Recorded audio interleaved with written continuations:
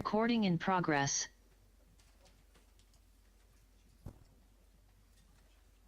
The time is now 7 p.m. and I welcome you all to our City Council meeting for Tuesday night, January 21st. For all those that are able to, please stand for the Pledge of Allegiance. I pledge allegiance to the flag of the United States of America and to the republic for which it stands, one nation, under God, indivisible, with liberty and justice for all.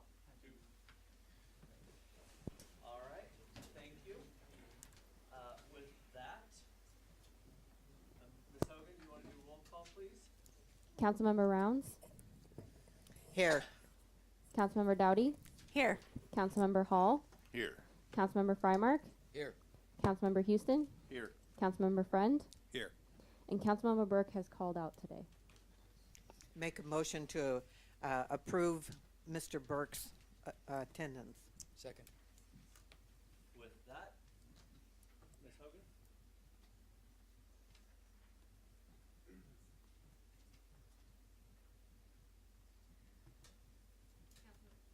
Councilmember Rounds, Aye. Councilmember Burke, or Councilmember Dowdy, Aye. Councilmember Hall, Aye. Councilmember Frymark, Aye.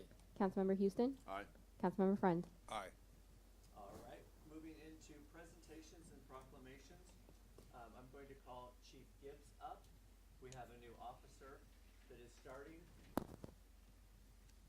Come on up, sir. Roberto Canetta. Speak into the mic so everyone can hear. Loud and proud, Chief. This is our new officer who's a lateral from Ridgefield PD with about 5 years experience, Roberto Canetta.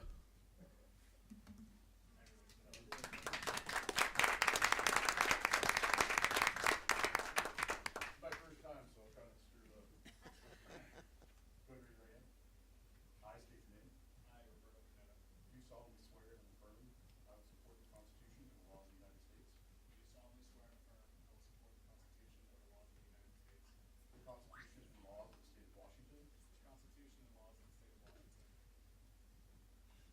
And the laws of the city of Woodland. and the laws of the city of Woodland, And that I will faithfully and impartially perform and discharge the duties of police officer and I will faithfully and impartially perform and discharge the duties of police officer for the city of Woodland for the city of Woodland, according to law, according to law, to the best of my ability. to the best of my ability.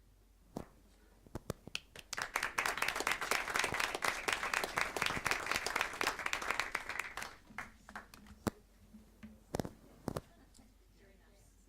If you want to sign here, And we want pictures, Chief.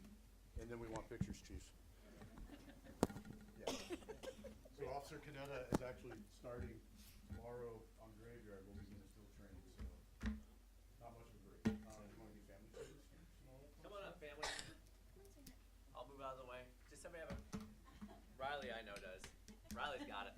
My camera's down there.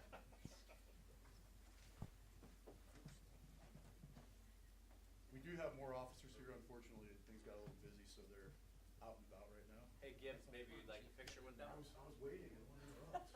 You want me to stand? You're okay? Let's do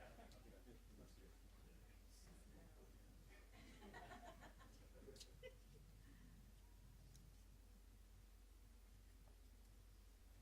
Excellent, thank you. Welcome, Robert.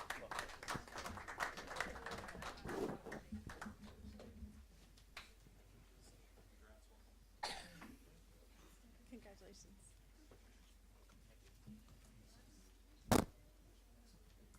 Thank you, officers and sergeant, for being in attendance. Be safe out there, everyone. All right. With that, we have now a presentation. At the last council meeting, mentioned that we would like a presentation update on Hunter Davidson. So Jennifer Raking's here to walk through that. Good evening, council.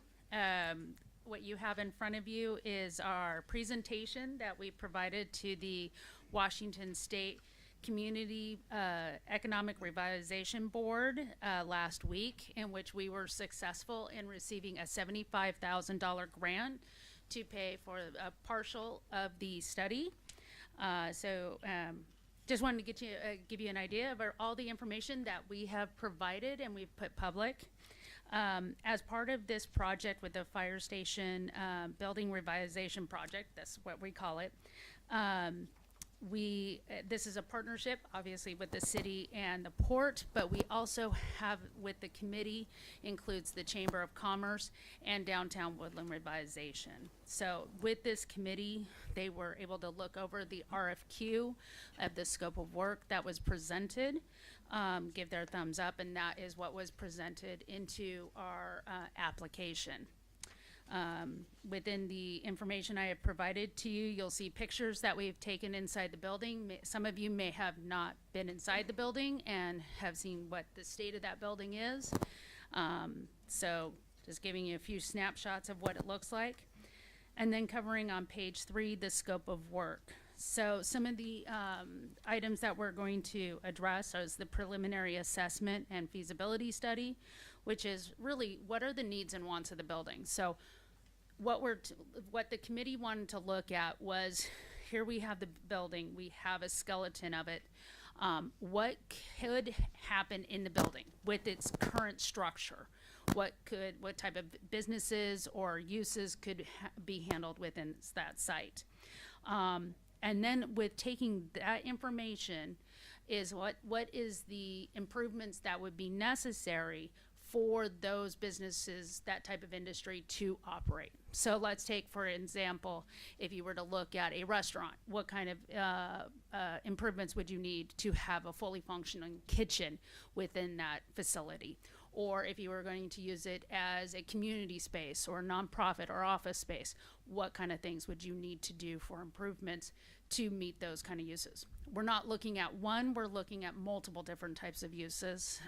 And there could be multiple different tenants that you could have within that space. So all of those options are on the table. We are also looking at the structural, seismic, and permitting requirements for those types of uses. Again, let's say it's a restaurant, what kind of permitting requirements are going to be needed for, the hoods and the ovens and things like that. Or if you were looking at a brew pub and they were going to make, or a distillery, what kind of requirements would be required in that building or in that portion of the building. Next, within the final report that you will receive will be the specifications of the types of uses and the improvements that would be necessary for that type of establishment or establishments to be housed in such building. Preliminary cost estimates for those improvements. These would be set at prevailing wage since it is a city facility. Now, knowing that, if you do sell it, then that might change if you have a private buyer. We're taking the most drastic cost estimate to say. So if it was a private, you would cut 30% off of that. That's where prevailing wage usually hits at. You will have a survey appraisal of the land and the building. This is critical because if the building is found not to be structural or seismically appropriate for any type of industry, then really your building is a liability at that point. And you're just looking at what the value of the land is. So we wanted to provide you both options that you can look at, both for the land value and for the building as it is today. And then recommendations for the final report of moving forward. So let's say the city does want to retain ownership of the building, wants to do the necessary improvements to have different types of uses, let's say restaurant, bar, some office space or community space. What types of options would you have to do those improvements out there? So what kind of state grants, what county grants, is there anything available? What kind of bonding options would you have as the city to do those types of improvements? The next slide is the timeline. We're already slipping on this timeline because of just getting the RFQ out. We did have several questions. We had to get those answered by interested parties, and so it's just slipping a little bit. But we do anticipate that we will have a decision March, April of this year and wrap up and bring that study to you before the close of this year. So this is a quick study, to say the least. Yes? Optional building tour, anyone take you up on that? Was there? I was not there, and it happened right before the person who did it went on vacation, so I didn't get a report on that. But I know he had several questions. Okay. So, you also have a copy of the RFQ that was put onto the port's website, and with what we are looking at, and the award. Initial award offer from CURB is the last page, showing that we are receiving $75,000. The port has committed at least $25,000. We do anticipate that the RFQ process will cost us significantly more than that, but the commission has made that dedication to fund the entire proposal and provide that to you.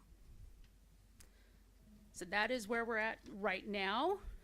And hopefully the next time I come in front of you will be with our team that is selected. The committee will be doing the selection. We'll be submitting the matrix for them to do the scoring and get that contract underway and get this going as quickly as possible so you have all the information in front of you. Excellent. Any questions from council? Any questions from the community? Again, this is a building that's within the community for individuals in the community to use. Excellent. I appreciate it. I mean, obviously you and I have had conversations and things about this, and I just want to make sure people are aware that we're moving along here and, you know, that the grant was received and that type of information. So One thing that did come up in the committee, and I'm not sure if Councilmember Dowdy, if you talked about this or a friend, was the discussion about further efforts with the committee to look at an overlay later on about the other empty buildings that are downtown. Those are privately owned. The port does have that in its capacity as well. So there is going to be some ongoing discussions with DWR and possibly moving that forward. I'm not sure how the city feels about that, but the commission was interested to find out if you want to continue this partnership moving forward, to look at these other private buildings and look at potential uses for them, because again, we have that in our tool chest. So it's something for you guys to discuss before the end of the year.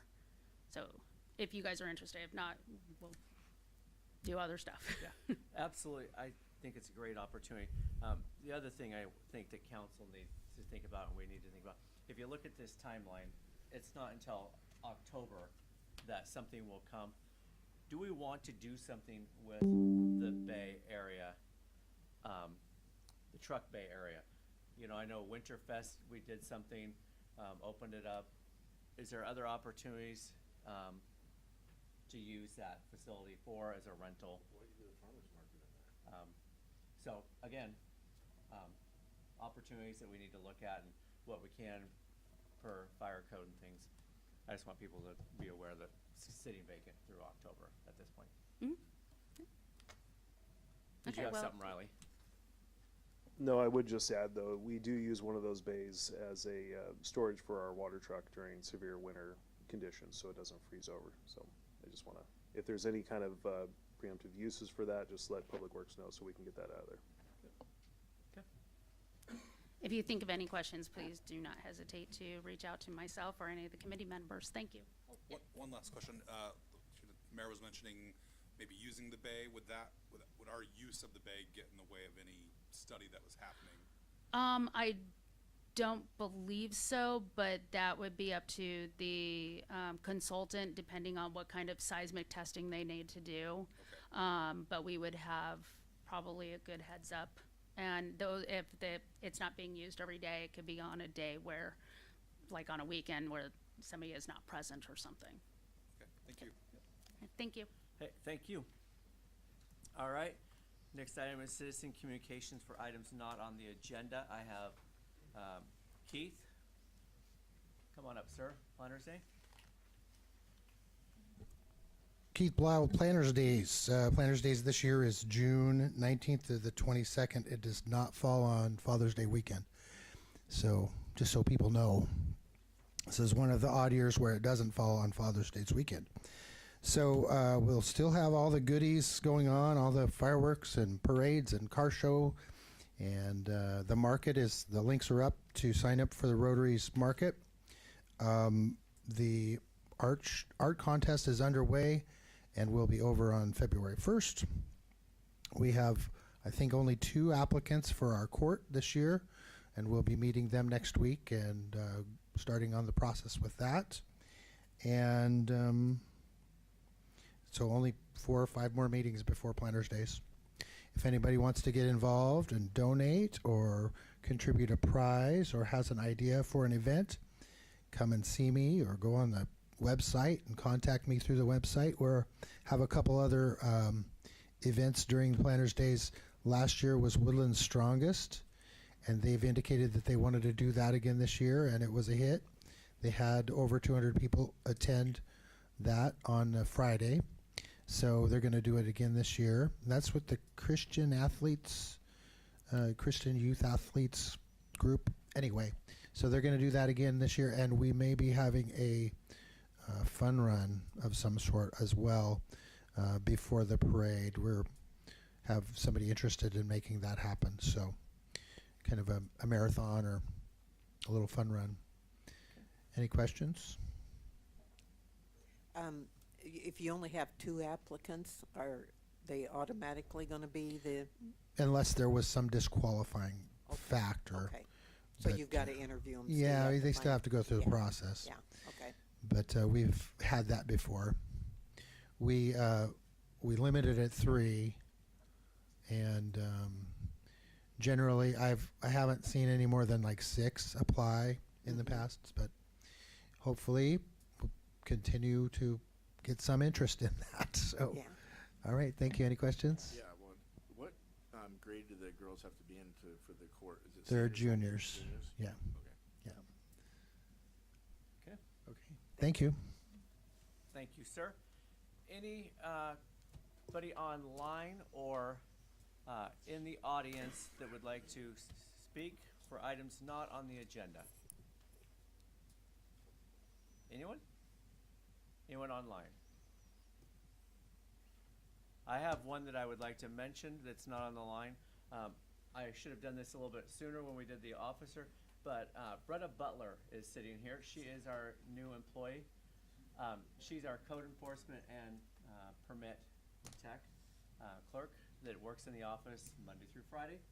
So when we have people who have code enforcement complaints, she goes out and takes care of them. Has done a great job diligently cleaning up the 17 that we had there. And when people apply for permits and go through the planning organization, they work with her as the costs and paying the payment. So, Bretta, thank you and welcome. Welcome.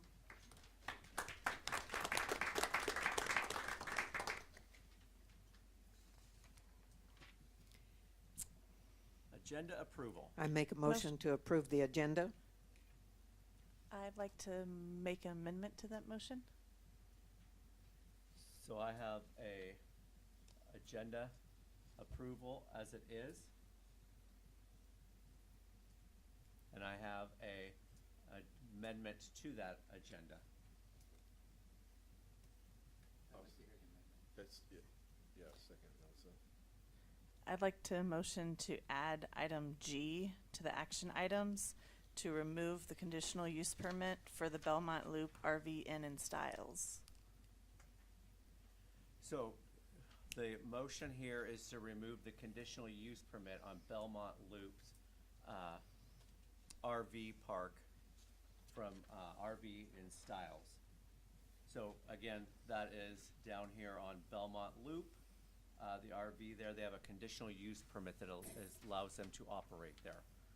So I have a first to, and we can get this into the agenda items. We would talk about this if it gets approved of what is going on here. So I have a motion and I have a second to approve the agenda with the addition of action item G. With that, I have a first and a second. I need to take a vote on that, Ms. Hogan.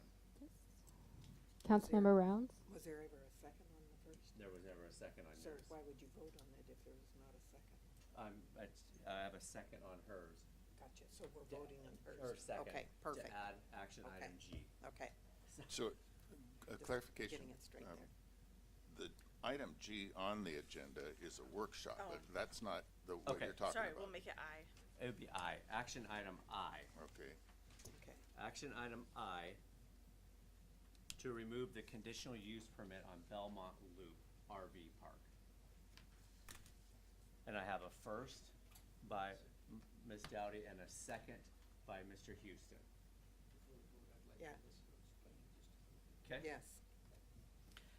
Yes, so we have gone round and round, talked about how they are not following, what they originally had signed to operate.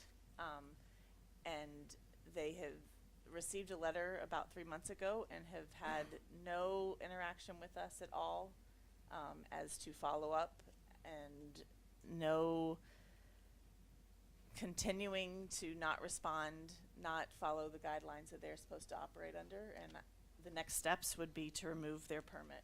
And I just feel that without that, they are just continuing to operate and say, we don't care what we said we were gonna do, and we owe it to our citizens who didn't really want it here in the first place, that we owe it to them to say, hey, if you're not gonna follow what we said we were gonna abide and make them abide by, then we owe it to them to say, hey, we're not gonna let you operate. And so it's our, I have a question. If we remove their permit, what does that do to them? I think that's a discussion we have to take once we take that into Into conversation that. on the agenda. So right now, we're just saying, do we wanna have that discussion Okay, on the, okay, do you know what I mean? I don't wanna get into okay. that whole thing here, so. Yeah. Okay? So with that, I have a first here and I have a Terry second has here. something. Oh, sorry. Yeah, so, I'm not quite following here. We're gonna add an action item, which means we have to take a vote. And just we will, adding when we it to get to the action agenda right item now. I, we will take a vote. We'll have conversation, we'll take a vote there. This is an action item now to Just say, to- hey, are we wanting to change the agenda to add this on there? Okay. So if we vote yes, all it does is, it doesn't mean you approve to take the conditional use. It says, yes, we're gonna have a Add it. dialogue, conversation, and then we'll vote. I would be against adding that because we have not had any conversation as council to look at that. I think there's a due process we need to look at, so. I think we Okay. need to look into it, have a little research time and a little input. I hate to have an action item come up and be added for action. we need an action item tonight, we can have a discussion tonight. That's what I'm saying. Follow up on. But that's what adding it does. So right now, it would be a vote to have it as an action item, and that action item, you all would vote and determine and say, We hey, can- do we want to approve or to remove the conditional permit or not? So right now, we're just saying, do we wanna have an action item on there? And if you all vote no, we won't put it on there. If you vote yes, we will put it on there for discussion later. Ms. Round. So if we don't put it on there, how are we gonna talk about it and discuss it? You can make an action item, we could, if it gets voted now, you could approve the agenda with a additional workshop, action item Okay. IJ, to have a workshop. I think that's what Terry has kind of got in mind. Yeah, normally we would have something, To- you know, in the agenda that comes out. We'd have a few days to review that and look at it and see and have discussion. So that's all I'm saying. So that is another Okay. route. Unless we want to modify that, to move it to the workshop. Well, I have I- a first and a I second, would- so we have to vote on it Yeah, we anyway. have I to vote can't on that. I can't have her modify. I Right. need you all to vote yes or no on this. Okay. Yeah. So with that, Ms. Hogan, do you want to take a vote on adding action item I to remove conditional use permit on Belmont Loop RV and Styles? Councilmember Rounds, No. Councilmember Dowdy, I, Councilmember Hall, No. Councilmember Frymark, Aye. Councilmember Houston, Aye. Councilmember Friend. Aye. The ayes have it. So action item I has now been added to the agenda, which will follow action item F. So we go E, F, I, and then we'll go into a workshop and come back. Okay. Okay?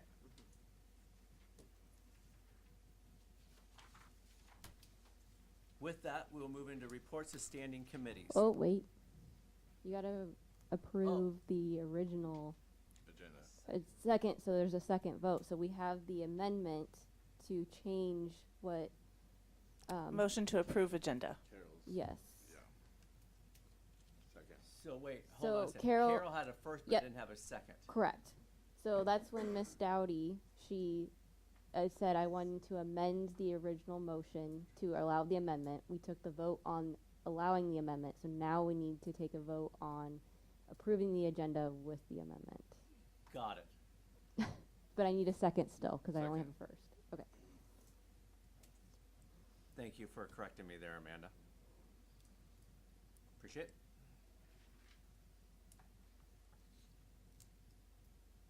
All right. So this is the vote with the new addition of the amendment, just so we're clear. Okay. Councilmember Rounds? No. Councilmember Dowdy? Aye. Councilmember Hall? Aye. Councilmember Frymark? Aye. Councilmember Houston? Aye. Councilmember Friend? Aye. Okay, so we have the agenda now with action item I on there. Reports to standing committees, public safety. Yes, we met tonight at 5:25. In attendance, we had Chief, Councilmember Rounds, Councilmember Hall, and myself. Tonight we talked about Axon, and they should have the training by the end of February. By the second week of March, all the body cams should be up and running. It will take a little bit longer to have all the vehicles, but not too much longer. We want to welcome our new officer that just got sworn in. As they said, tomorrow will be his first day of field training. And we did say goodbye to one of our new officers, and our shields were ordered before the end of the year. And we currently will have 4 positions that we are still currently looking to fill, and we are posting for our detective position to be filled out house. And we adjourned at 5:50. Any questions or comment? And our next meeting is Tuesday, February 18th, because it's a holiday on the 17th. Any questions or comments on that? A little bit more flavor. Chief, if you want to chime in, you're more than welcome. So the detective position, interviewed a few candidates in-house, and we've made the decision to go external, so that job has actually been posted now. We'll go through the civil service on that piece there. We lost an officer, Jeremy, who was here. He gave us notice. We didn't lose him. He's no longer with the city. So we know where he's at. Yes, he's amongst the living. I didn't say we lost him. I said we said goodbye. Oh, I made it. Got it. So, and with that, yes, we are looking to fill the 4 positions. They're actively being recruited, those positions, so 100% there. Next item is reports of city council. Mr. Hall. Yeah, I had the privilege and honor of attending the U.S. Department of Citizenship and Immigration Services naturalization ceremony. If you've never been to one of those, and I had not, I have to say that was my first naturalization ceremony this morning at the library. It was awesome. The entire community room at the library was filled. People were standing out in the hallways. There were press, there were people taking pictures. It was a cool deal to welcome about, I think, I didn't count them exactly, but I think there were about 20 of my new fellow Americans. It's pretty cool. That is nice. Event. So anyway, just wanted to give a welcome to those folks and a thank you to the naturalization ceremony people who put that together. That was great. Also, I wanted to indicate that we have the 7:30 Tuesday morning legislative calls going now. That's a chamber effort, and if anybody is having trouble getting on, I had trouble this morning getting on, but I found out that Keith Belisle at the chamber has all that information you need to get on there if you have any trouble. So go ahead and contact Keith. He got it right back to me. So anyway, just that shout out for those. It's a good chance for us to interact with our legislators. So. Agreed. Thank you, Keith and Chamber, for setting those up. I was on the call this morning also with the legislatures. And I'll take this time to give a little quick update on Darlene. I know people have been asking. So she got out of the hospital today, and she is back in Woodland. So she's doing really well. And she just gets tired a little bit right now. But I think that'll improve once she's here in town. And they're not bugging her all the time. She will have physical therapy here, though, too. So, but she's doing good. So, Well, we look forward to having her come back Yes. here and yes, give us a bad being, time. give us Yes. a bad time, but being part of the dialogue and Right. conversation here. So, any other items from council? Oh, sorry, Ms. Downey. There was a student from the high school that was in there was a couple of students that were in an accident over the weekend, and one had to have some surgery on her brain. And just ask that you guys keep her in your prayers for anybody who prays that it's touch and go day by day. But she did get woken up today, so just that you guys keep that on your hearts. And a reminder there, please drive safe, everyone. Roads are icy. Yep. Safety is our biggest priority, so. Okay. Reports of advisory committees.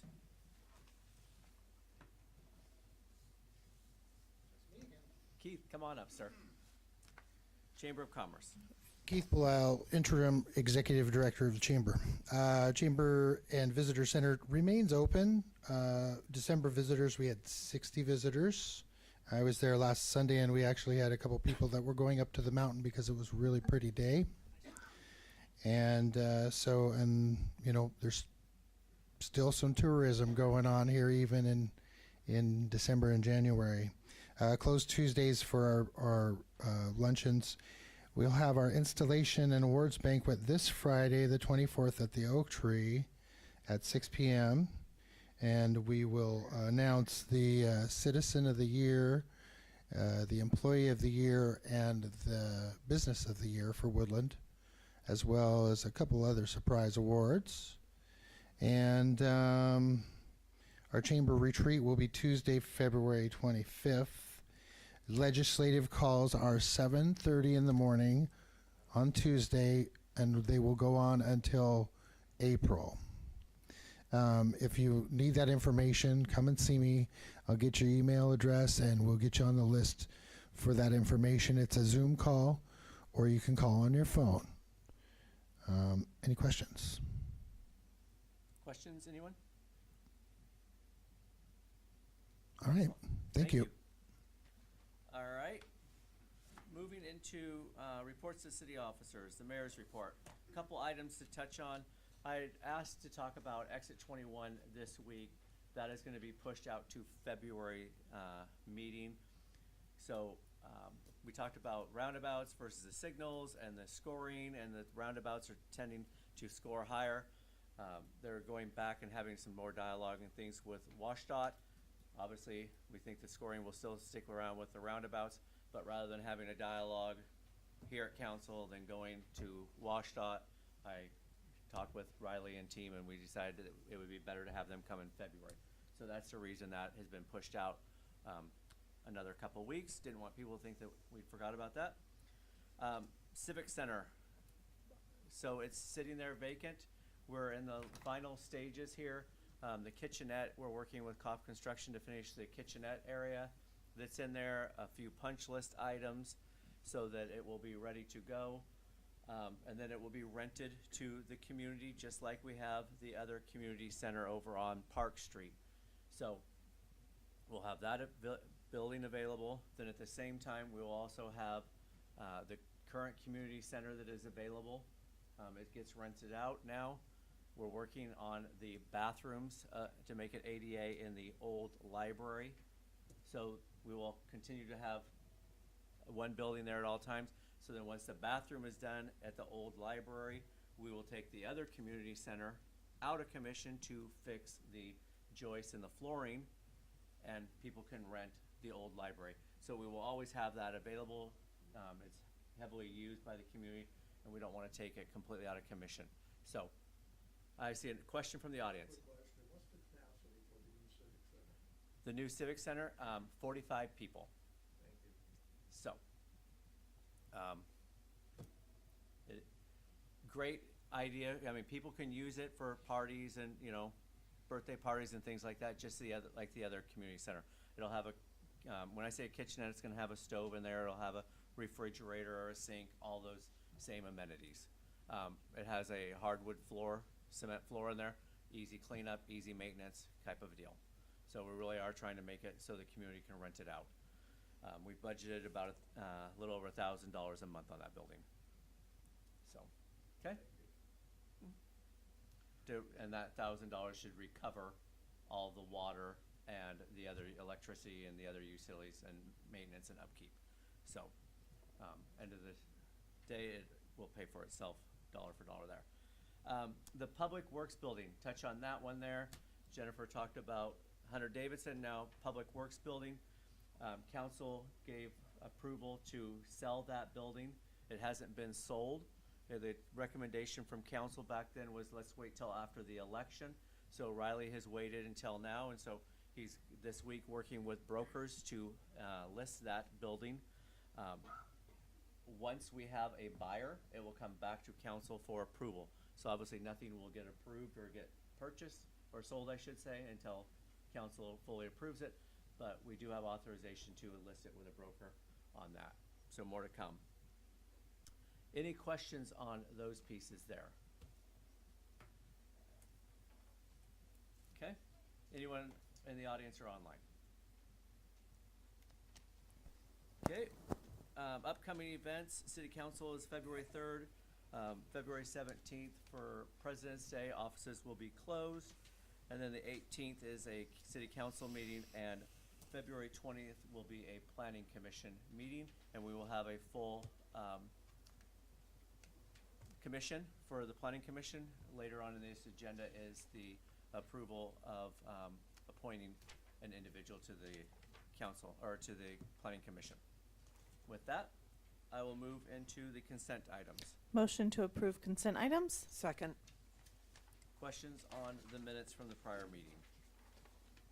Ms. Hogan? Councilmember Rounds, Aye. Councilmember Doughty, Aye. Councilmember Hall, Aye. Councilmember Frymark, Aye. Councilmember Houston, Aye. Councilmember Friend. Aye. The ayes have it. Moving into the action items now. Action item D, approve vouchers for January first half and last half of December 2024. Making a motion to approve the vouchers. Second. Questions or comments from anybody about the vouchers? With that, Ms. Hogan? Councilmember Friend, Aye.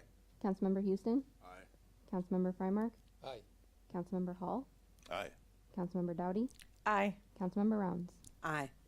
The ayes have it. Moving into action item E, authorize the mayor to appoint David Simpson to fill the vacancy on the city's planning commission. Motion to approve? Second. I have questions or comments, so come on up to the podium, please, sir. Uh-huh.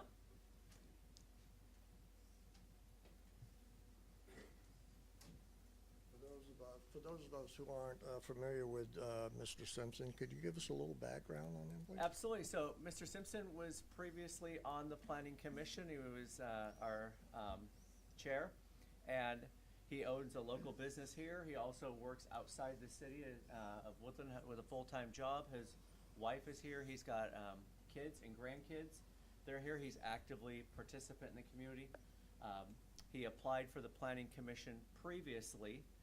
Back when I first became mayor, there was 4 people that applied. I talked to all of them, and there was an applicant that he said, hey, I would support that. And I said, next time comes up, feel free to apply again.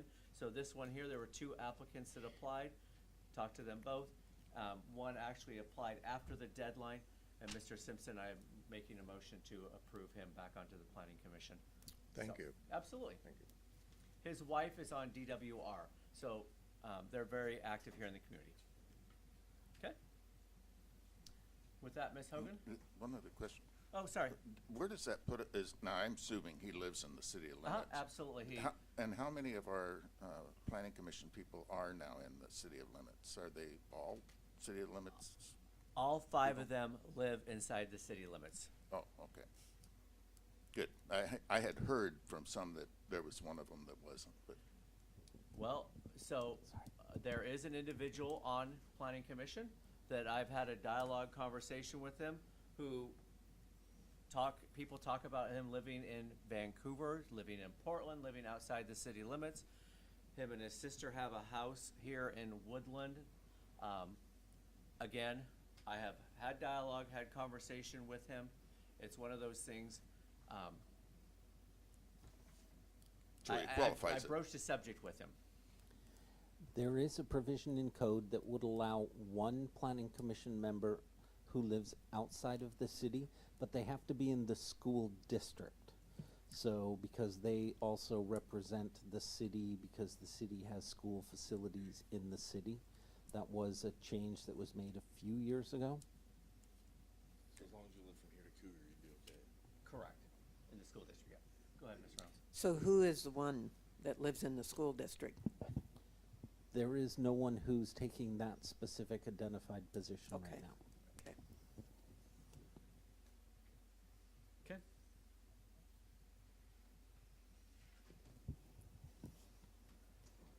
Councilmember Hall, Aye. Councilmember Frymark, Aye. Councilmember Houston, Aye. Councilmember Dowdy, Aye. Councilmember Friend, Aye. Councilmember Rounds. Aye. The ayes have it. Moving into action item F, authorize the mayor to sign a contract with TDJ for accounting services. Motion to approve? Second. Any conversation or questions from the audience or anyone online? A little bit of background here with this. We have a clerk treasurer last year that has been here, deputy clerk treasurer, I'm sorry, that's been here with the city. Last year they went out on medical leave, family leave, and have been out for 5 or 6 months. We brought in, at the same time we lost our payroll clerk before Trish Schmidt came in and does our payroll, does a great job at it. We hired this contracting service to help get things going, to help with the audit, various items. Our deputy clerk treasurer is no longer with this city. We have approval to hire a clerk treasurer, which was approved by council last year. It's approved in the 2025 budget. I personally was not City treasurer. City treasurer, sorry. City treasurer. We have a city clerk. This is a city treasurer that is in the budget. I did not feel comfortable having a city treasurer and a deputy clerk treasurer, 2 positions, 2 individuals. It just was difficult with me and my fiscal responsibility. It was cheaper to hire the contractor outside. Now that we don't have either of those positions, the contract here is $40,000, $43,000, but we will have a vacancy in January and February, and I hope to have that position filled by March 1st, and so that will cover the offset of this here. I'm not looking to outsource any of our positions here. I'm not looking to hire a full-time contractor. This is literally to backfill while we are in that position. And I have found offsets for these. Okay? Any questions or comments on that? Ms. Hogan? Councilmember Frymark, Aye. Councilmember Hall, Aye.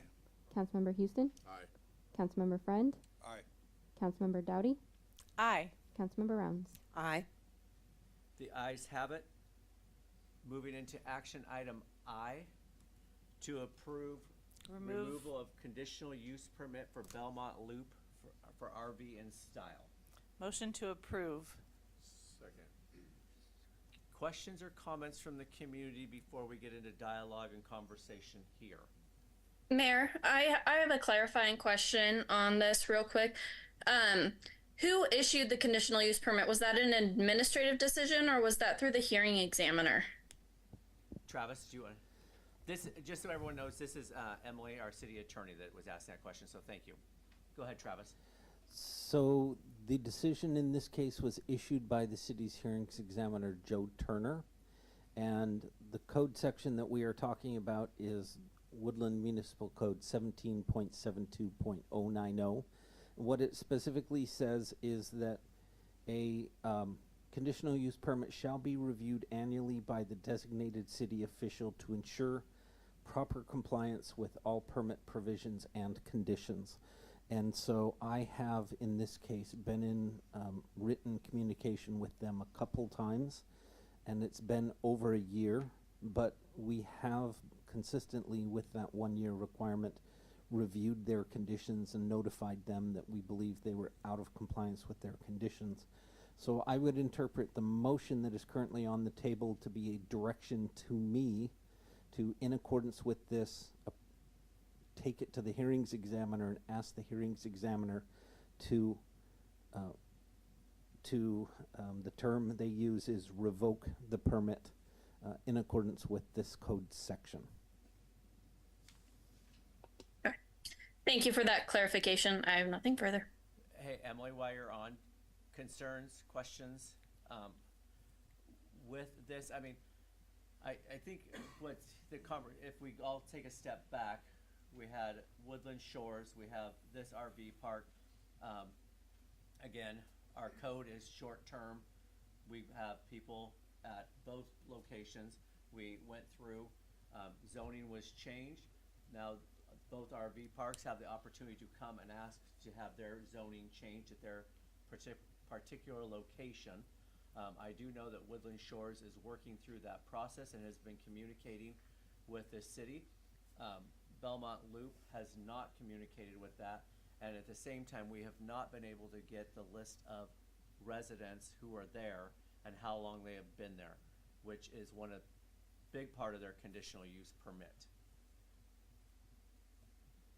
Yeah, my concern and why I asked for the clarification that Travis provided was the code section that identifies review by a designated official, and then if it was an administrative determination for the conditional use permit, the director, which I'm assuming is the planning director, has the authority to revoke the permit, or if it was issued by a hearing examiner, only the hearing examiner has the authority to revoke the permit after review from the official. So that's at least what I heard Travis say, is that this motion is for him to prepare to go to the hearing examiner, that they're not in compliance with their conditional use permit any longer.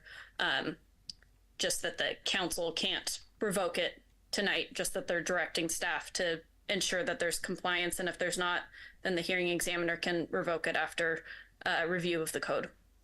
Excellent. Thank you for that clarification, Emily. So to be clear with council, this here is Travis is going to go to the hearings examiner. Okay. Mr. Friend.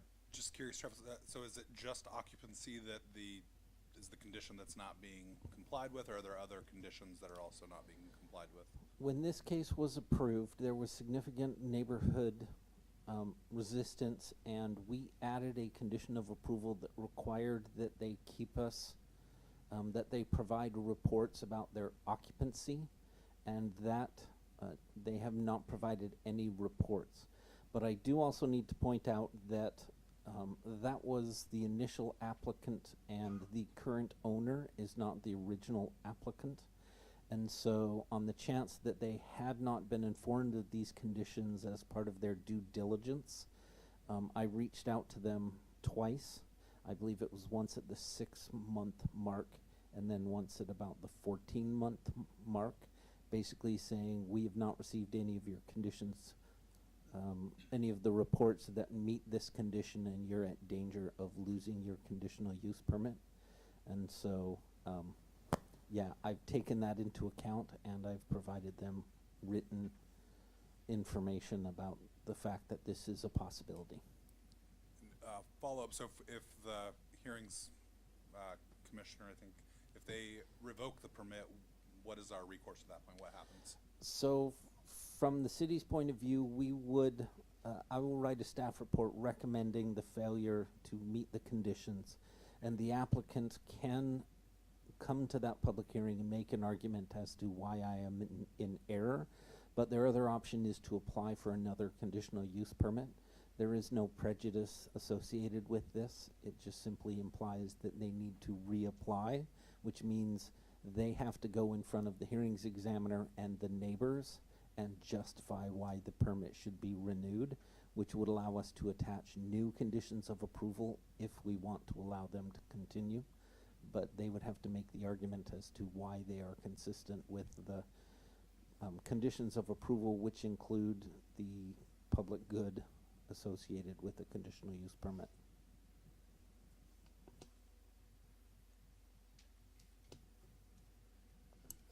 Director, give me a little background on this, because I'm a new guy here.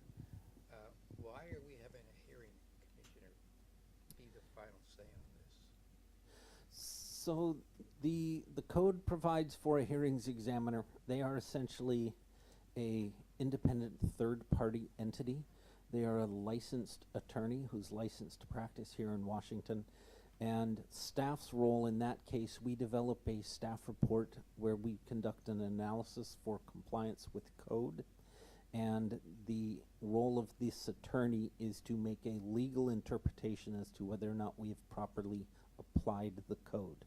So it's an extra level of review to ensure that there's a legal basis in this decision and that it's consistent with interpretations.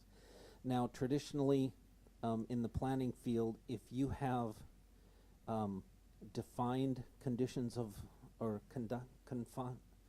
sorry, I'm trying to think of what the term is. If you have defined standards, that an administrative decision is fine, because, for example, if the setback is 5 feet, I can interpret whether that measurement is 5 feet or more. There's no interpretation. However, a type 3 that requires a public hearing is for things that have some interpretation. And so, for example, a conditional use permit requires that it be in the public's interest and that it protects their health and safety and welfare. That is not a measurable. I can't look at a site plan and determine whether it would be in the public's interest to approve this, because it's not a measurable standard. And in that case, the legal review would review my interpretation to make sure that A, it is in fact in the public's interest, and B, that it is backed up by whether it's law or case law, which is why we have an attorney review it. So my interpretation is subject to review and confirmation by the attorney. That I don't mind, and I think that's wise, but I don't know if we should give them final say. Didn't we just vote on this not too long ago to give them? Hold on a second, let Douglas do his question, so hold on a second. When did we give them final say? Well, so the city council, I'm assuming you're asking about the city council? Yes. So the city council has final say when they adopt the codes. So in other words, when you decide what the setbacks are, I interpret that. When you decide whether conditional use permits should include RV parks, these are the standards that I apply, but it's subject to interpretation. It doesn't apply to subdivisions. It doesn't apply to single-family homes. Those only apply, those special interpretations only apply to whatever you tell me it applies to. So you decide whether it's on that list or not, and I decide whether or not it's in the public's interest, and the hearings examiner double checks my work to make sure I'm legally within the laws. Very good. So, I was just say, yeah, you voted to have it like that, this way. I seem to remember, but it wasn't specifically Yeah, on that. yeah. so. Any other questions or comments from council or anyone in the audience? Ms. Butler? So if the hearing examiner, Joe Turner, is making this decision whether to revoke the permit or not, will there be a public hearing? Or is that just something between Travis and Joe? Public hearing, things between us Again, and the, okay. Yep. All right. Hearing examiner is public, so it would be a public hearing. Anyone else online or in the? So I just want to make this clear that we're having Travis go to the hearings examiner. Correct. Okay, okay. And there would be a public hearing, that whole step is what we are voting on here Okay. tonight. Any other discussion, conversation? Ms. Hogan? Councilmember Freimark, Aye. Councilmember Houston, Aye. Councilmember Hall, Aye. Councilmember Dowdy, Aye. Councilmember Friend, Aye. Councilmember Rounds. Aye. The ayes have it with action item I. The time is now 7:55 and we will move into workshop item G, tenant owner utility accounts.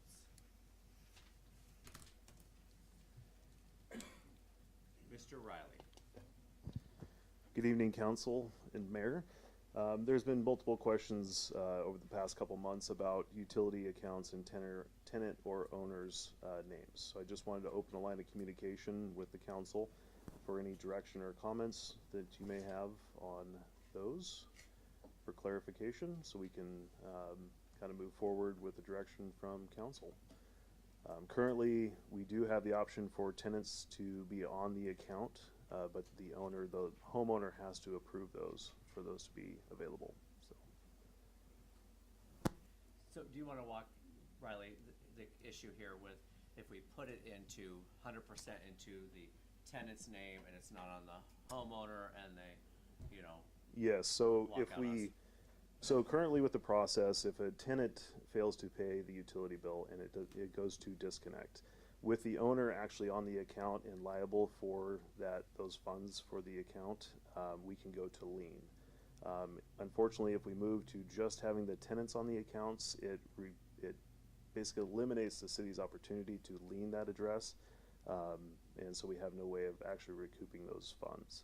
So it kind of ties the city to what we can do in the future. We can no longer do disconnects if the tenants are on the account, because the owner can call us and request that those be reconnected, and then we'd be obligated to. So I think, That's okay. I don't care. I'll start here and I'll work my way through. Okay. Okay, so as someone who was a military wife and has rented a lot of homes throughout the country and has had both sides of it, I think it's very difficult when the homeowner has to have it in their name, and as the tenant, you have to go through the homeowner to pay your bills. It is difficult to have to either log in as the homeowner and have all their account information, which some don't want to give you, or rely on them to be truthful and tell you how much your bill is if they don't include it already in the mortgage or in the rent. However, I do understand the responsibility side as a tenant who maybe doesn't pay. But the responsibility side of me is like, absolutely, I want it in my name as a renter. I know with COVID, a lot of people got stuck with renters not paying their bills and having thousands of dollars that they got stuck with. So I don't know if there's a way that we can have it where the renters are responsible, but they only have a certain amount they can go over before it is, hey, this goes out of your name, and if the owner wants it reconnected, then it has to be switched to their name. Like, if there's a policy we can put into place that says, hey, they get X amount of 2 months. If they're over 2 months, then hey, either it goes in your name or So there's let got me- to be some kind of policy that we're able to do there, that if the owner doesn't want their utilities disconnected, then hey, this is your responsibility. It will always be in your name. So let me jump in here a second. I think most people know I'm a proponent of making it so the renter has their name. I agree with that. However, this month we had 49 disconnects in the city. So, I mean, if you look, and I know I've done a lot of the analysis, holiday shopping was, Christmas, people were struggling, but 49, our disconnects have started to creep back up, and hey, disconnect is a disconnect. Right. So I understand that.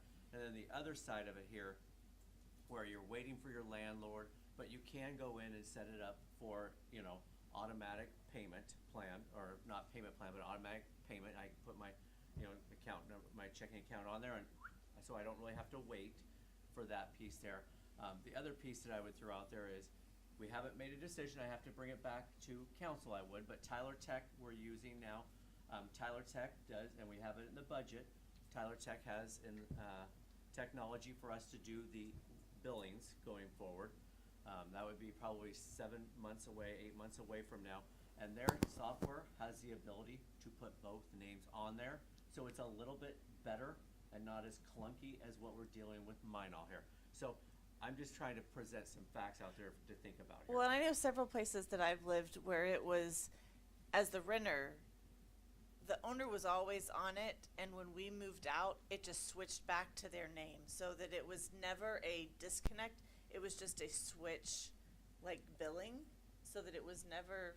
Yeah, and with mine all, I mean, how do we know that the renter? Yeah, just so moved that out? would also require 2 contracts, one that would be with the tenant at the time of the utility ownership, and one with the owner for That's to take the it back running, over once yeah. the tenant moves out. So that's where, with our current policy, we have the best of both worlds. The owner of the property is on the account no matter what, because then we can fall back on the utilities for disconnects and recovering those funds. But the tenant could also be on there to pay the utility bills and things of that nature. So it's kind of our current policy is the best of both worlds. Unfortunately, if we move it just to the tenants' names, we lose the opportunity to do disconnects, liens, and then recover those funds. You can't send them to collections if they don't pay? So hold on a second. So, My hand was up. so, hold on a second. I said I was gonna go down this whole way. But as far as collections, yes, we can go to collections, but a lot of these people do not pay collections, and then we pay collection fees, and I mean, it just gets very tedious. Having the land or the owner's name on there, we have a lien on there, they sell that house, whoop, we get our money back. So, Ms. Rounds, sorry. Well, it used to be that way, and to my knowledge, we never had a big problem with it at all. So that was prior to mine all billing. Yes. Yes, prior to, yeah. But the public, electric does it, no problem. It's in the individual's name that moves in, the tenant's name, and then when it moves out, it goes back in, and we don't have to sign a contract every time we have a tenant move in and out. That electric bill just automatically goes back into our name. And they send you to collections if you don't pay. Yeah. So, Yeah. I think it should be in the tenant's name myself. Unfortunately, if we went to collections every time we had a past due account, that pretty much be the only thing we would be doing. We have a lot of accounts that would be going to collections, and the percentage that you would receive on those collections is very slim. But then if you don't, the homeowner's stuck with the bill, right? Right now, the way it is, because it's in the homeowner's name, correct? But I don't see why, most usually, the homeowner will pay it anyway if the tenant moves out. Our current policy requires the homeowner to pay it if the tenant moves out with a delinquent Yeah, I balance. know so, what it does. But unfortunately, if we move it into the tenant's names only with the contract just with the tenant, the owner would not be held responsible for that bill. Do they do credit checks when they set up No, an they account? No. Nope. No, because we can't withhold utility Yeah. accounts for setup based But on What can't about a you- deposit? Hold on, Oh, sorry. What about putting a larger deposit down on a tenant, $500 or $1,000, to where if there's any past due amount that comes out of that before they get their money back? It's hard enough to get the minimal deposit that we have now for new utility accounts. Therefore, if we moved it to a $500 to $1,000, that would just make it more difficult for them to sign up for utilities. I was gonna say, they pay first and last month's rent and cleaning deposit to make it huge. I mean, you'd never get anybody to rent anything, you know. I will say this, Mr. Abarno does not like what we're doing either. He would rather see it in the tenant's name. He said that this morning because I asked if the legislative was looking at this.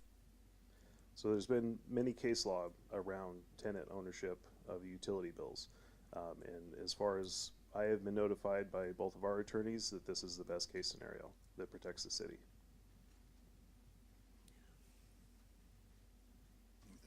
I think Jason was ahead of me. I was just curious, have we looked to see how surrounding cities are doing this? How does Richfield do it? Kalama do this?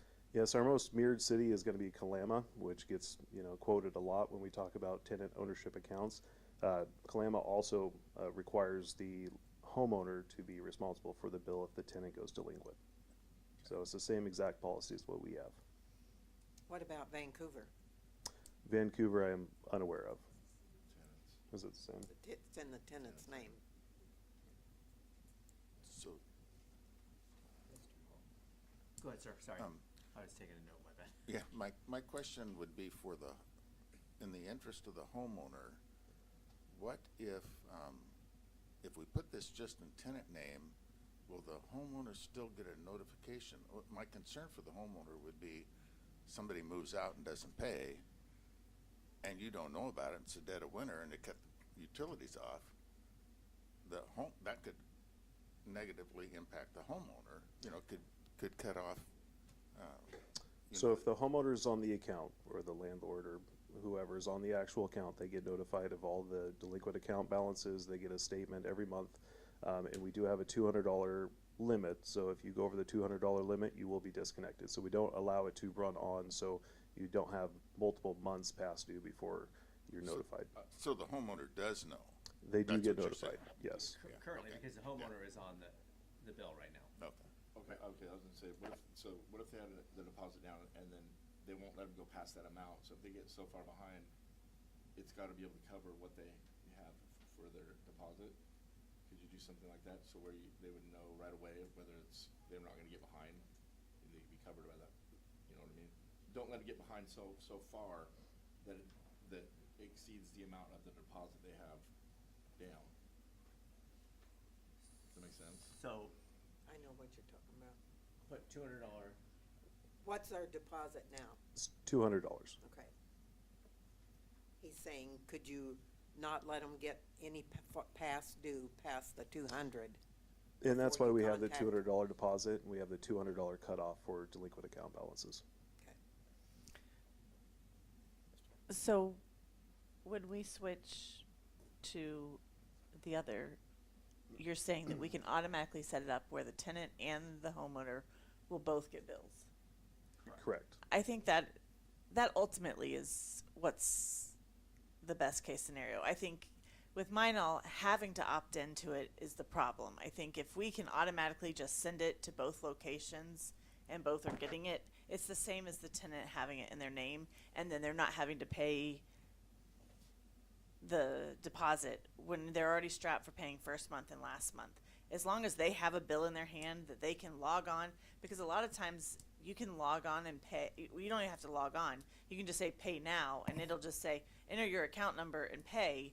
You don't even have to have a username or anything to do that. And I think that's the difference, is that if it's just in the landlord's name and you're not getting the bill, that's when the problem exists. And I think as long as they're both getting the bill, yeah. I mean, the other thing here is, the bill is due every month on the 15th. Every month, the 15th, your water bill is due. I can tell you right now, February 15th, you all have a water bill due. Our city offices are open Monday through Friday, every day now. And so this is where I think at some point we have to put responsibility on individuals. So go ahead, Carol. Mr. Frymark. Sorry. Before me. Okay, I'm understanding that with the new software, we can still have the best of both worlds, where a tenant can be responsible for it and the homeowner as a backup. Mhm. Then I'd just say we should just put it on hold until then. 7 months, you said? Oh, we're in the process of implementing Tyler Tech, and that is one of the modules available through Tyler Tech that we are looking to implement for our billing. And that's in our budget. Okay, and it's gonna be a year or 7 months or? It's going to be within the year that we look at implementing that module, That yes. satisfied me. We have not canceled our contract with Minologist, so everyone Correct. is aware. Meet with them weekly, meet with them quarterly to discuss the contract, and it rolled over. But that is where we're at right now, is it's still continuing. Go ahead. So you're telling me that right now, the tenant and the owner cannot both get a bill? They can, yes. They can, if the owner requests that the tenant is on the account and the tenant requests the bill, we can send them a bill. What if the owner says no, they don't want the? Then if the owner says no, then they will not notify the tenant of the bill. Because I was renting a place where the owner, we paid a flat fee every month, but if it was ever to where we paid more, they were supposed to let us know, and I know then they never did. So that's the sort of thing, I think it needs to be disclosed to the tenant and landlord at least, so they both. Yeah, and that, again, goes back to Yeah. the Mhm. owner. I don't think it should be up to the owner, I think it should just be the landlord, the tenant should have the bill too, so. But at the end of the day, the owner is, But I don't think the owner should get stuck with the bill if somebody moves out and doesn't pay it. The owner shouldn't get stuck with the entire bill for the tenant not paying. from a city standpoint, where we're here to protect the city funds, it's that house. Somebody leaves there, I'm sorry if it's the renter, the owner, I'm sorry, but the owner owns that house. Yeah. Yes, and again, that's why we try to keep that disconnect amount down to $200, so it doesn't get out of control, and we don't run the 2 or 3 Shouldn't be months. that bad if, I mean, Yeah. somebody moves out and they don't pay their bill, most it's gonna be is $200. The only time you come into an issue like that is for your industrial commercial complexes where they use quite a bit, and then the bills can get pretty extravagant pretty fast. Yeah.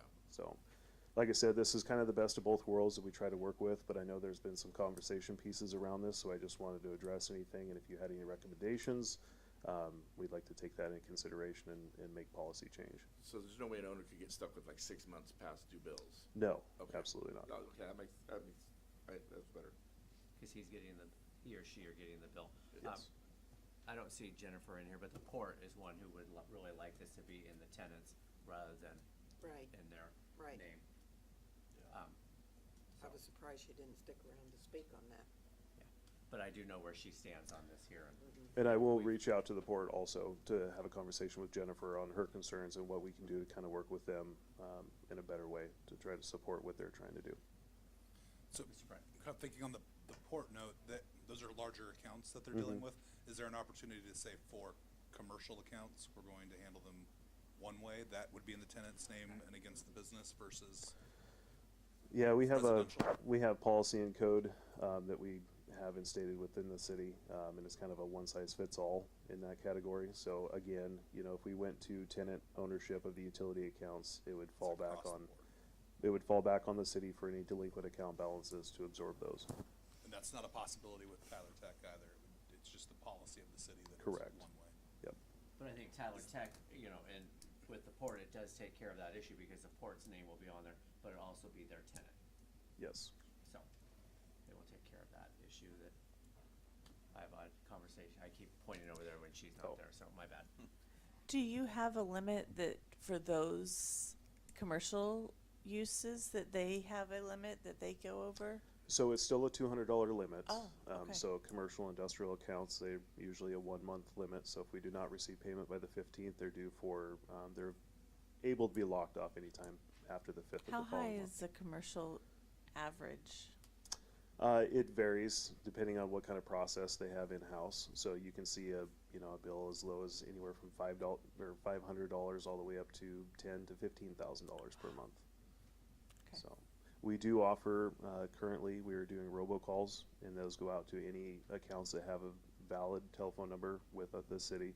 So any delinquent account balances that go past the 15th of the month, they do get a call notifying them that they do have a pending disconnect with the city. So, to touch on that as a Okay. cost savings initiative here, we previously used to go out and hang door hangers. We would have somebody from Public Works go hang door hangers on 200 doors that says, hey, your bill's due, it's late. That is not required per code, RCW. We've made the choice to do robocalls, and it's literally a call to the phone number that says, hey, your water bill is past due, water will be shut off, da-da-da-da-da. And that seems to work. We usually do a little over 200 robocalls a month. So they're getting there to people. And you'll see on the 15th, or I'm sorry, they get cut off usually on the 5th, so you'll see on the 4th, 5th, 6th, those days, people come hauling into City Hall to pay their bill.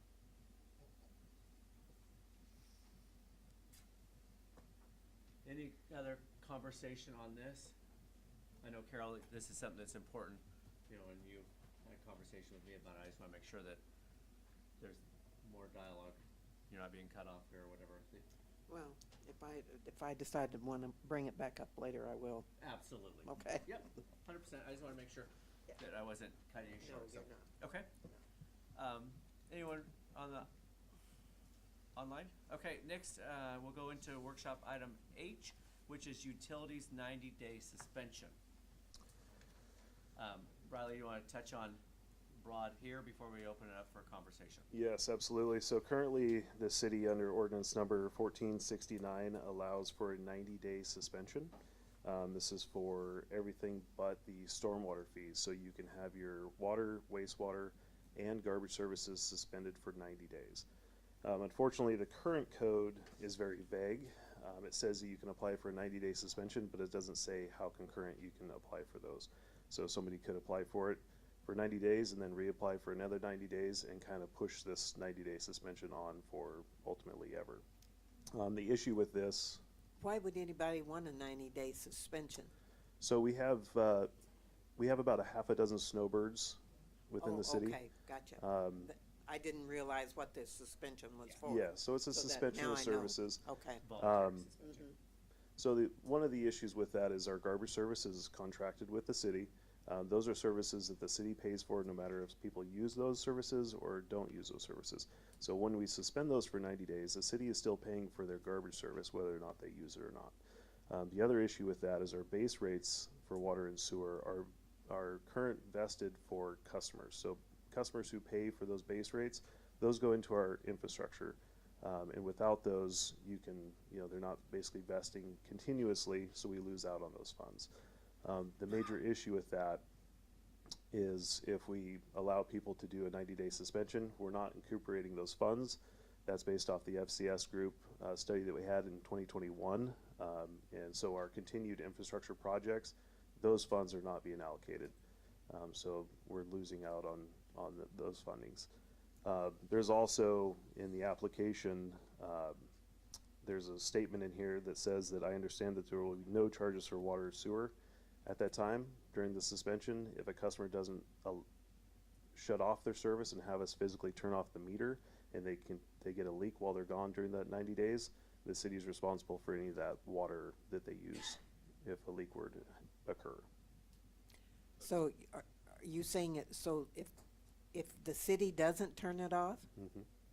Yes, if the customer doesn't request that the water meter be turned off. Okay, so what if they do request it and they want it to be off for 90 days while Mhm. they're in Arizona or wherever?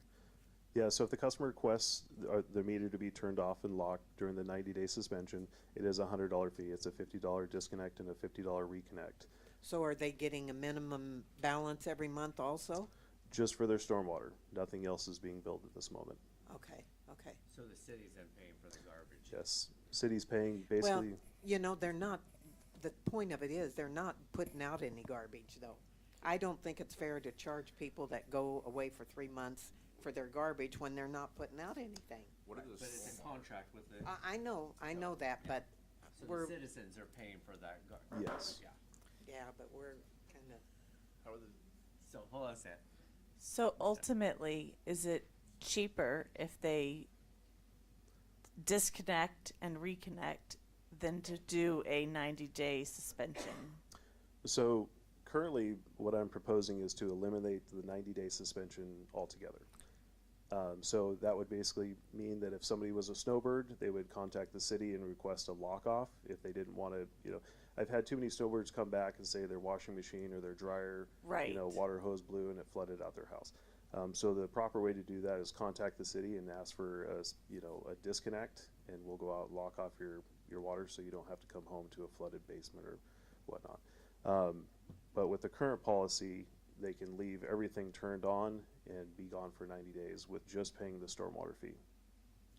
Okay. So if your water's shut off, you still have to pay a stormwater fee? If it's physically shut off, if your meter's shut? So the stormwater is just for rain. Run. I mean, it's rain runoff. So everything else at this time would be suspended. Okay. so you're wanting to completely get rid of that? Correct. And you're wanting people to pay for their garbage even though they're not here to use any garbage? Since it is a contracted service with the city pays I for it no realize matter that. what. I realize that. So yes. Hey, Riley, let's give context here. How many people are we talking about here? About 5 to 6 per year. See, so I don't think that's killing the city, if So- you ask me right there. What's killing the city is, I mean, without giving my neighbor, her washing machine blew. She was on a snowbird. did $100,000 worth of damage to her house, but that water all went through, and so we're responsible for the water then. Well, then have it where they can do the 90-day, but they have to have a shut-off. So the other issue that we come across with this 90-day suspension is we have a lot of irrigation-only meters within the city. So technically, residents during the fall and winter months can call us for a 90-day suspension of their irrigation meter and not have to pay base rates on those meters. And that would be a tremendous detriment to the city's finances if we had everybody in the city call for a 90-day suspension on irrigation meters, because we would not be recuperating base rates on Right. those. But you just said you only have 5 snowbirds, roughly. That's the 5 to 6 snowbirds, but I'm Right. talking about how this implements and affects every other code that we have, and the ability for people within the city to utilize this not in its proper way that it was designed for. So are they using it now? We have nobody now, but this is something that I So come let's across. make it public so they'll start using it. But that's what I mean. I come across these things in our code that can be real liabilities to the city. So let's get rid of it, and if they need to shut it off, they shut it off for whatever time they're gone. I don't think When they're gone. $100 for 3 months is that big a deal. I would say just shut them off and get rid of this. How many snowbirders do we have that can't afford He said- that? Because if by the very fact they're a snowbirder kind of indicates to me that trash for garbage or collection is a very minor expense. Why, if I owned a second house and have several times, I'd be wanting to, But like I said, this affects 5 to 6 snowbirds Yeah, that that's- utilize this every year, but the potential I don't for feel too sorry for them because this indicates to me they got at least 2 homes. So I say 5 to 6 because that's what's using it now.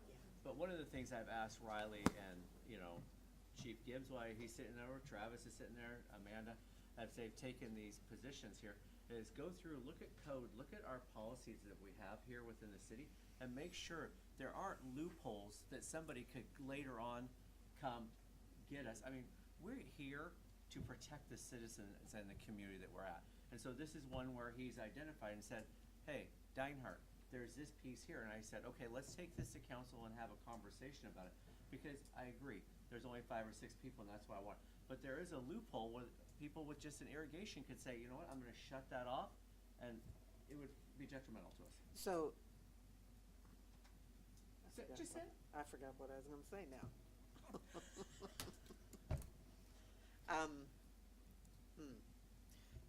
I'll think. Are you taking comments from the public? Yeah, so, go ahead, Mary. Okay, so I approached the city in the last administration because I'm speaking on behalf of the Hulda Klager Lilac Gardens. Okay. And for years and years and years, when the Lilac Gardens had their irrigation meter, they were never billed in the months that they weren't using the irrigation. So the Lilac Gardens has typically irrigated starting in June, July, and August. And then maybe September. And we would generally shut off the irrigation meter in the other months because we weren't using it. So what that means right now is, in today's world, is we're paying $412 a month, just shy of $5,000 a year for the base charges for zero usage of our meter for the irrigation system. We don't get any benefit of that. And we also do have another meter on the property. So we are contributing to the water and the sewer system by paying base charges on that. And that is an additional amount, which comes up to about $130 a month. So when I asked, when mine all came on, they started billing the Lilac Gardens for the base charges for irrigation year round, and also for the house year round, which we expect the house to be billed, but we were never expecting the irrigation to be billed year round. So I guess our complaint is we were told that we could not have a waiver on the base charges. I realized in January the new mayor took office, and maybe there's a different interpretation of what the policy was. So I did bring it up with him, and he asked me to talk to Riley. I talked to him this week, and I haven't been able to talk to Riley yet. But I did want to bring that to the attention of the council. And so we get grants from the city of Woodland of $8,000, and so that's for publicity and things like that. But coming out of our budget, another $5,000. So really, if you subtract the two, our $3,000 is paying for the base charges on the house meter, and so our tourism money is basically funneled through, not for that purpose, but we're netting out zero or paying more than what we would. If we're not getting service, why are we paying for it? Thank you. So, and that is my past comment about base charges. Base charges are continued investment into the city's infrastructure to be able to supply water and wastewater services. This is a prime example of the consequences of allowing the 90-day suspension, because the Lilac Gardens would qualify for a suspension of services due to the 90 days. Now, currently in our policy, it does not state how many 90-day suspensions you can apply for in 1 year. And currently you can do it concurrent if you wish to. So that 90-day suspension, there's no base charges when you do the 90-day? No base charges, water, sewer, garbage isn't. Well, the only thing that you acquire is stormwater. So the Lilac Gardens could they do the 90-day right now and not have to pay the base charges? Currently, you can do the 90-day. It would apply. Okay, so that's different than what we were told in the last 4 years. Yeah. When we started getting bills from Minol. And then also I researched a number of different cities, and I find that there are quite a few cities that do offer irrigation only for disconnect and no fees. And also, let's see, irrigation and no fees. And if we had that ability and we did it for years and years, remember that the Lilac Gardens is a little different than your everyday consumer. We are a nonprofit. We are on the National Historic Register, and we date back clear to the 1800s. So I think that gives extra consideration for that. And if the council wanted to apply some rule to the ordinance to allow for nonprofit organizations to be granted the suspension for irrigation services, I think that that's definitely a possibility, but that would have to come directly from council. Ms. Rounds, I think you had a comment. Yes, I did remember what it was. If we give him direction, then will there be public meetings? Yes. Public hearings? Yeah, so this here, conversation, direction, no action, no, We're not taking no, any action right, tonight. no change in ordinance, no, It'll come resolution back is done. after all. This gives him direction, say, hey, go work on this, and then he will come back, with an action item that would be on an agenda. So how are you gonna do your public hearings? So it's gonna come back as an action item. If you give me direction, I'm gonna rewrite the ordinance to eliminate the 90-day suspension. It's gonna come back as an action item. So it'll be Okay. a first and a second reading. Okay. Where people will have Where an people will opportunity. have the opportunity to come and Absolutely talk. correct, yep. Okay. Okay, so it kind of has to do with this, but it's kind of just has to do with the discussion that we've just had. So if someone has 2 meters on their property, we're charging them 2 different base fees? Yes, because you have a domestic meter and you have an irrigation meter. The domestic meter is being charged sewer rates attached to it. Irrigation meters are not charged sewer rates, but it are 2 different connections, so there is 2 different base charges.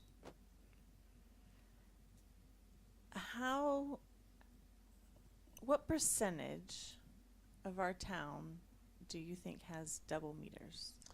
So I think of the older communities, the older portions of town, very few. The newer developments do have irrigation meters separate. So anything new coming in with irrigation meters, yards, things of that nature, they all have dual meters. I don't have an exact percentage, but I would say in the near future, you're gonna have a lot more with the new developments. 300 new homes are going in, and that's. I have a hard time having base fees charged twice for the same property. Base fees are charged off the Paying full connections. fees in the winter and when you're. I know, I just, They're different fees also, they're not the same as one with sewer versus. I know. If you didn't have two base charges for both meters, everyone in the city would be paying more for their singular base charge than one person paying double for their two base charges. And the base Yeah. charges go to apply to all of the infrastructure, including sourcing the water, treating it. Yeah. It's a whole, from beginning to end, it's just not their little spot. To have the option of having the water available to you, you've gotta pay for the system as it goes. Because you have to think about it, the I base think, charges cover think when the Riley's right. meters have to be replaced, it covers when the service lines have to be replaced. There's a lot that goes into a single service line. So when we put a service line in, you're looking at a $7,000 to $8,000 investment for the city. That line is only gonna be good for about 15 So if years. they have a second meter, they have a whole separate line? All new services, correct. Some of the older parts of town, they did allow a T off of the singular line, but for all the new services in town, yes, they are double lined. I think Ms. Rounds had a. So for the current people, the older homes, Mhm. they have, when we get new meters, are they gonna have the option to have a irrigation and have two different meters? So the older homes, so if they want an Well, irrigation meter, Okay, let's say Melissa's house. Mhm. She has to water her yard in the summer according to the HOAs. yes.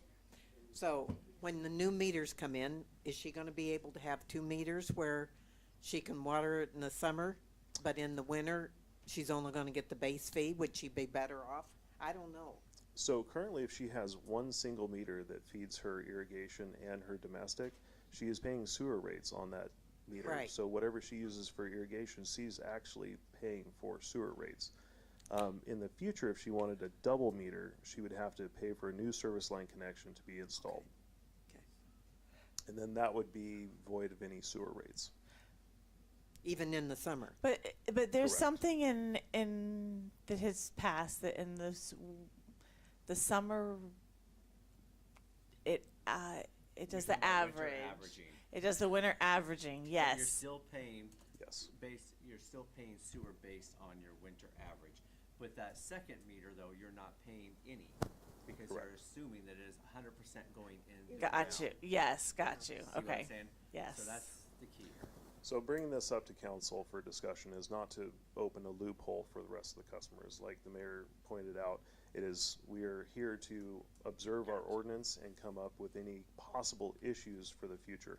And if we were to eliminate our base charges for our irrigation meters, we would have to go back to the drawing board for all of our financial decisions when it come to our capital improvement projects, because those are all based on base charges for these meters. So that is why I am here to look and review these codes and come to you with suggestions on how to change these to protect the city. I can understand paying a base fee for water, even if you're not here, because it does. But garbage, you're not doing any infrastructure with the garbage. So, And I'm not here to disagree with you. I agree with you 100%. It's just a charge that the city accrues, whether the customer is here or not. So, and I but am, the city accrues it if we don't have, if a rental is vacant too, right? and it is also required by code that each premises has garbage service. Even if it's not rented? Correct. Every Okay. premises within the city Okay. limits must have garbage service. And like I said, I am only here to take direction from council on what you guys, want to see in the future. So you'd have to redo the whole contract with the garbage company to change anything. Which they go by how many services we have throughout the city, so. Okay, so what happens when you do shut off? Does that take away from your numbers or no? You're still having to pay for that? So when an account goes delinquent, we turn the account off. We basically do a disconnect. There's no further charges because we then place a lien on the account. So we don't want to keep accruing those liens and having to readjust those every month. So it comes out flat. We're no longer supporting that system. And eventually, if it's not paid for and the lien's not paid, we reabsorb those assessment charges.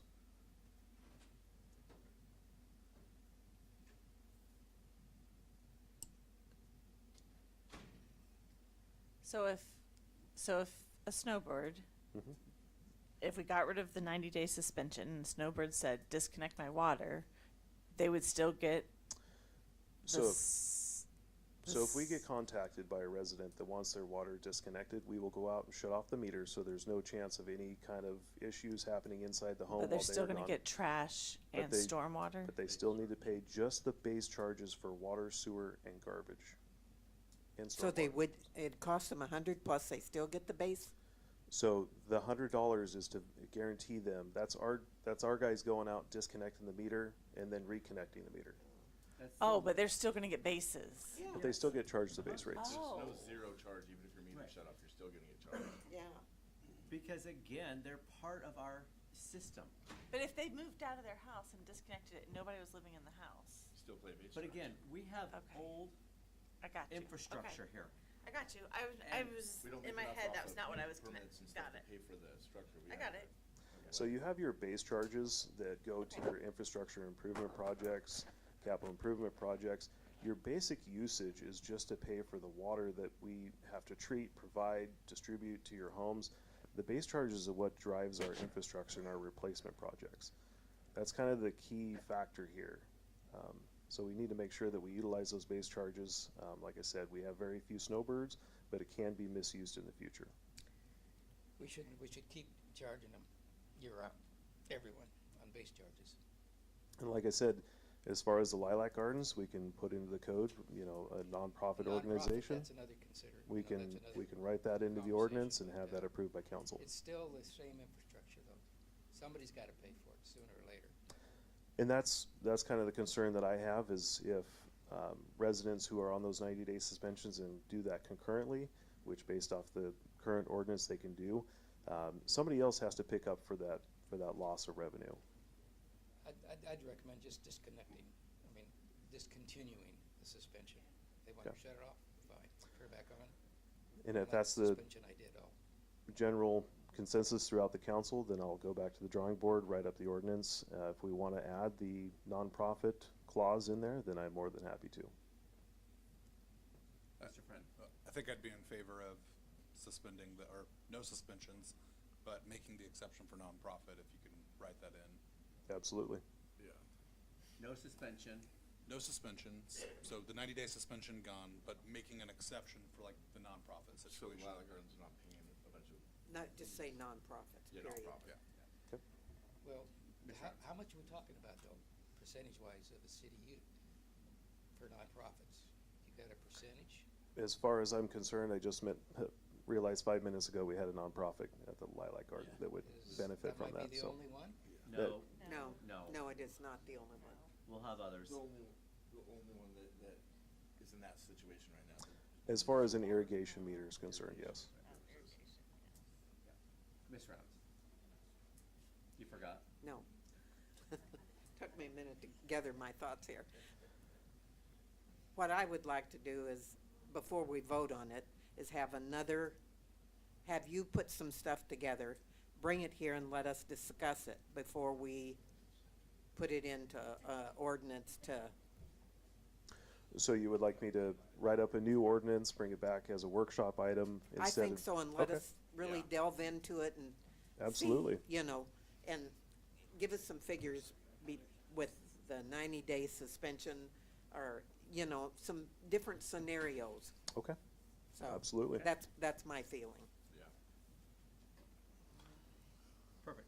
So we will take this away and come back with another workshop. Oh, I'm sorry, go ahead. Can we have a workshop with an action item on that same day? We can, but if the workshop comes out and you guys don't like it, then we, Okay. Yeah. I mean, and here, this has been going, let's just get things right. Yeah. What Okay. you all are driving for. So let's, I think we have our action items here. I got my notes. Riley and I'll get together, come back with another workshop, and then we can turn it into a action item. I think I had somebody in the audience that wanted to speak. Come on up, Mr. Potratz. Podium, please. I'm plenty loud enough. I'm sure everybody can. Yeah. If I may just make a comment, you brought up the scenario of your neighbor. And I don't remember the dollar man of the destruction of the house because of the water leak. It ran for about 45 days. Even if it ran for 10 minutes, you know, having a construction background, you know, that is thousands of dollars, tens of thousands of dollars. To force them to pay $100, if they could force a shutdown of the water wouldn't run in the house. So if the line broke because, you know, the snowbirds are out during the winter and there is water in the lines, if the house did get down to freezing, which is possible, instead of allowing them 90 days, force them to pay the $100. I personally am not a snowbird. I have relatives that are. I would rather pay the $100, even if it was a $100 disconnect and a $100 reconnect. $200 is a whole lot cheaper than $10,000 to get your house fixed. Or more. Or more. 100% agree. That's So I personally, from my point of view, just to say, I think the 90 days needs to be thrown out. Thank you. no. Thank you, sir, for coming up. So I would just like to add on to that also, I do highly recommend residents just past the meter set to have an on-off valve that can be owned and operated by the resident, so they can go out there and they can shut their water off service to their house, so if they go on vacation, so they don't have to pay the city to have to come out. The only reason why we charge the disconnect and reconnect fee is because we have to send a guy out. The actual meter set and the meter is owned and operated by the city, so we obviously don't want customers out there messing with those because that can be very costly to replace. So it is a very good recommendation for customers. Is still the same. If I was a snowbird, I would gladly pay $200 knowing I'm going to be away from my house for 90 days. You know, I got relatives that are gone 6 months. That $100 to disconnect and $100 to reconnect is the cheapest $200 I'd ever pay for insurance in my life, because I know water lines are not going to burst in my house, and I don't have to come back and spend 2 months and $10,000 fixing stuff. And most places do have the ability to shut their water off, but they still have the line from the shut off to the meter that could. Yeah, most of the time your most common shutoff valve is right on your hot water heater where your cold water comes in. You have an isolation valve right there, but it is a high recommendation to put one just past the meter base in your yard or in your driveway. That happened to me last year. I had one 3 months that ran under the house and filled the whole crawl space up. Yes. And it was such a slow leak. You shut the meter off, or and it didn't turn the meter at all. You know, but it adds up. Yeah.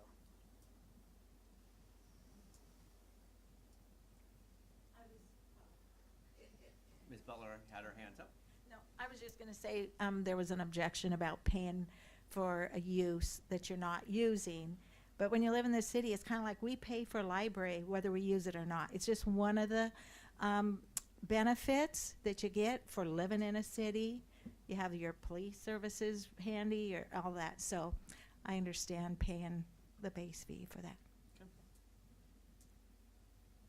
Any other comments on utilities here?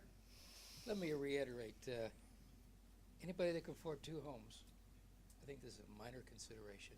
We're doing them a favor, saying we will help protect your home while you're not there. I'd like to eliminate the 90 days entirely. Okay, perfect. I'll take that in consideration and for when I come back to council with. Again, this is not an attack on snowbirds. This is just a loophole in the system that I seen and want to verify. Consideration. We still got to pay for the infrastructure no matter what. Yes. Okay. All right, the time is now 8:44, and we will go back into our agenda and leaving workshop. Motion to end meeting? Second. Time is now 8:44. Have a great night, everyone.